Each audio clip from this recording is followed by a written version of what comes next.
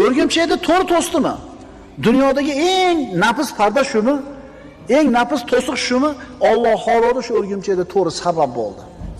Ammo payg'ambarimiz qilgan hech qaysi sababi foyda qilmadi. Shuning uchun birodar, seni sababing maqsadingga yetkazmaydi. Allohning xohishi yetkazadi.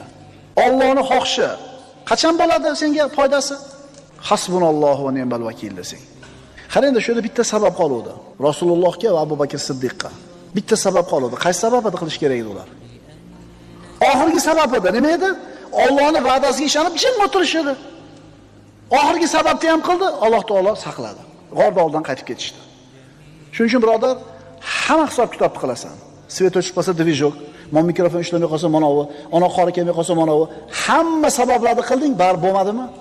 Endi nima deyishing kerak? Nima deyish kerak shunda? Alloh shuni taqdir qilgan ekan, bo'ldi. Biz sababini nima qildik?